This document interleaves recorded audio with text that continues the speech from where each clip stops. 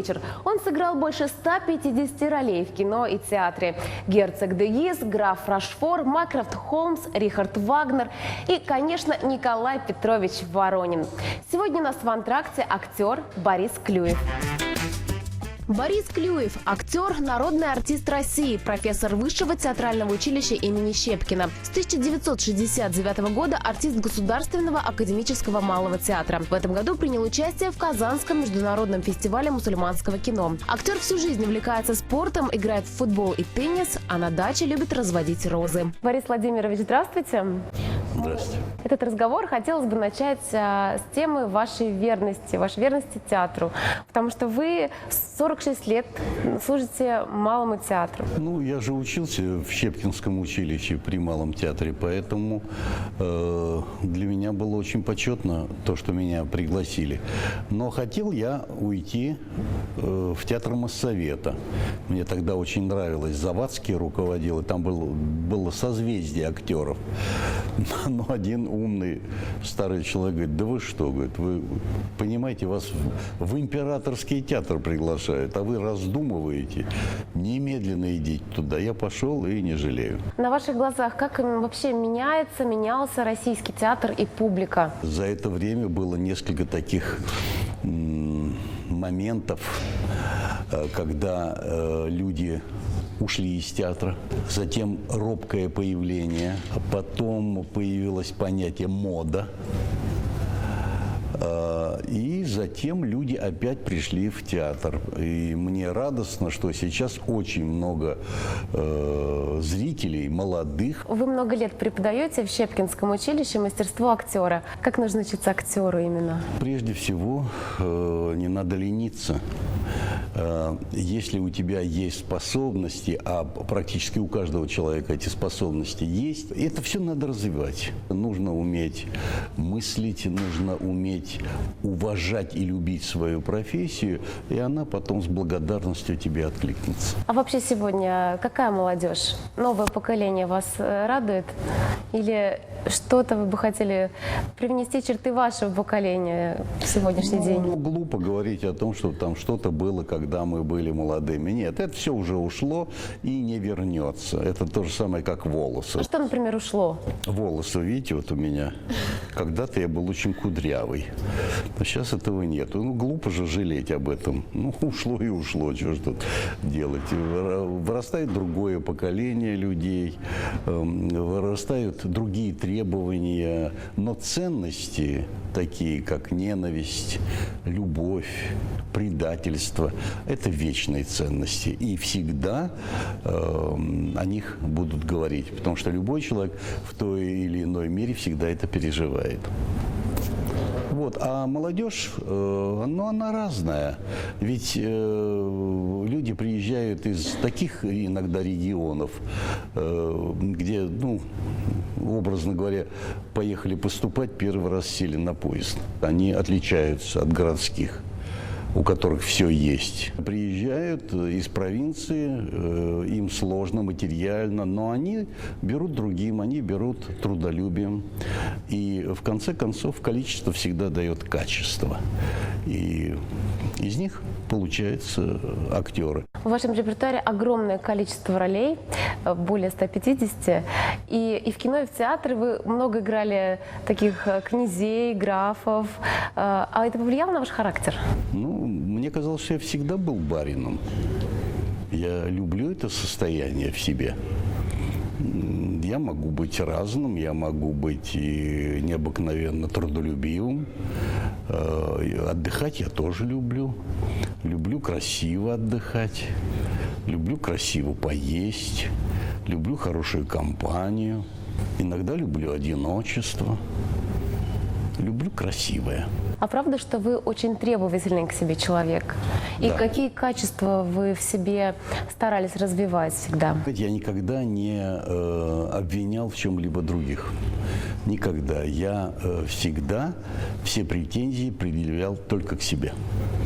Это меня заставило много много работать над собой, над своими ошибками. Я много анализировал, что у меня получается, что не получается. Я считаю, что артист всегда должен знать свои недостатки и знать свои достоинства. Недостатки надо прятать, а достоинства, наоборот, раздувать. Вот, поэтому считаю, что любой человек должен быть к себе требовательным, если он ставит высокие задачи. Если не ставит, то и так сойдет. А что вы цените больше, кино или театр? Театр. Почему? Кино, как бы оно красиво не было, оно заканчивается. А театр – это вечно. В кино бывает простое, иногда по несколько лет. В театре это невозможно, потому что ты всегда можешь ввестись, если у тебя нету ролей, ты можешь ввестись в какой-то спектакль вторым составом, третьим. Главное, чтобы ты выходил и как пианист играл гаммы, так и ты все время был в тренинге в хорошем. Кино, я, знаете, как бы в свое время определил, это как молодая и красивая любовница, а театр – это как жена и семья. А вы еще говорили, что считаете российский театр выше, чем западный. Действительно так? Да, конечно. Ну, я много ездил. До сих пор, если я приезжаю в Америку, я иду обязательно на Бродвей и смотрю какие-нибудь новые постановки. Мюзиклы замечательные, драмы просто нет. Самодеятельность. Наверное, русские, итальянцы, у них это в природе есть. Вот этот артистизм. Вот сопереживать, уметь веселиться. Вы знаете, я на 9 мая выступал в Швейцарии. Вот там интересно, обратил я на что внимание. В театре люди сидят очень спокойно. Если кто-то начинает смеяться или хлопать, ему говорят: вы что делаете? Ну-ка остановитесь, ведите себя скромнее. И все сидят вот так вот молча. Если кто-то в зале смеется и хлопает, это значит русские. Они эмоционально воспринимают и реагируют так. У нас очень хорошая школа театральная, у нас всегда были очень хорошие актеры, хорошие традиции, и поэтому мы их сохраняем, бережем. Вы очень много снимались в детективных таких историях, расследованиях. Почему, как вы думаете, сегодня зритель очень любит криминал, расследования? А вы уверены, что они любят это? На каждом канале по вечерам обязательно есть такой сериал. Включают, смотрят. Ну, это программа канала. Если руководство считает, что это нужно, то это так. Но я вам хочу возразить, что сериал «Воронины» идет 6 лет. Рейтинг высочайший. Там разве кто-то стреляет? Там разве кто-то кого-то убивает? Там разве есть какие-то расследования? Это просто о семье. Это семья. Но это так похоже. Я очень хорошо помню, когда мы только начали снимать, как люди подходили и мне говорили: боже мой, как вы похожи на моего отца. Или: ой, как вы похожи на моего деда. А как вы похожи на моего дядьку. И так далее. Я не думаю, что вот детективы наши, я имею в виду сериалы, они имеют какое-то содержание. Ну, во-первых, прежде всего, они малобюджетные. Там не всегда работают хорошие артисты.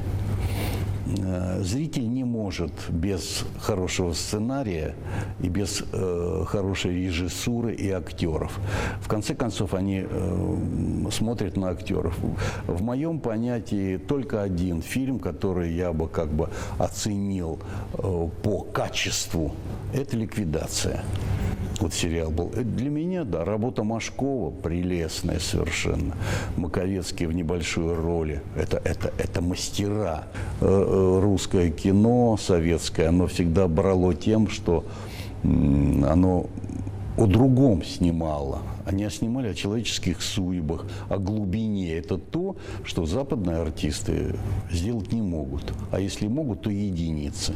Борис Владимирович, действительно, по сериалу «Воронины» вас знают и самые маленькие зрители, и дети, и подростки. А вы сами говорили, что простачка Воронина сыграть намного сложнее, чем изысканных аристократов, которых у вас множество было, да, в репертуаре. А почему? У меня лицо узкое, нос с горбинкой. Меня, когда надевают что-нибудь королевское, все говорят, да, это король. Смокинг я надеваю, понимаете, что я аристократ. Понимаете, поэтому мне было тяжело залезать в треники с оттянутыми коленками и в майку. Но вот это то, что мы с режиссером вместе нашли. И никто сейчас не говорит о том, какой там Клюев аристократ. А говорят, Николай Петрович. Какую роль Воронин играет в вашей жизни? Сейчас очень большую, потому что популярность этого сериала очень высока. Мне приходится очень много давать интервью, фотографироваться.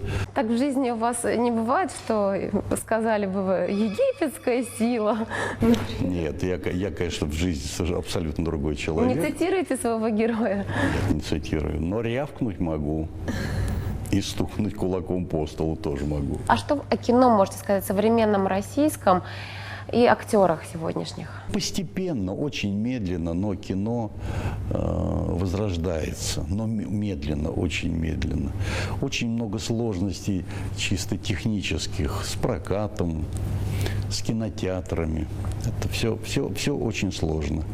Потому что развалить мы развалили, построить пока не можем. Когда я был последний раз в Америке, они сейчас увлечены страшно советским кино. И, конечно, они очень далеко нас опередили, безусловно, и в технике, ну, во всем. Вот. Но они понимают, они этого сделать не могут.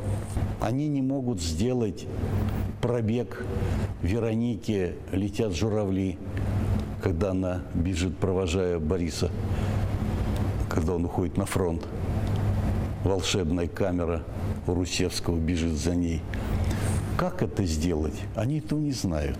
Борис Владимирович, в Казани вы приехали на фестиваль, международный фестиваль мусульманского кино, и вы здесь уже не в первый раз.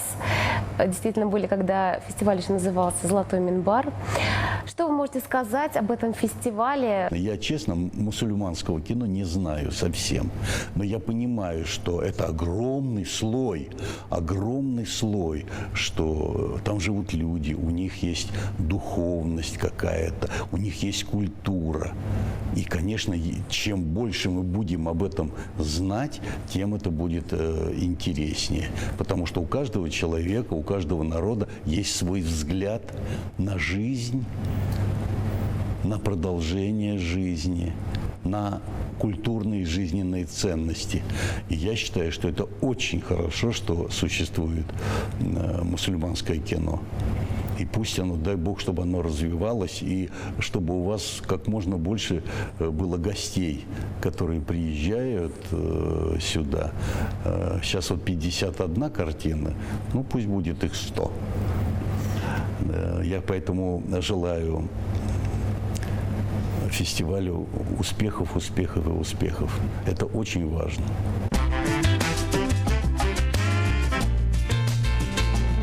Чем вы любите заниматься в свободное время? Спать. Какое качество в людях больше всего любите?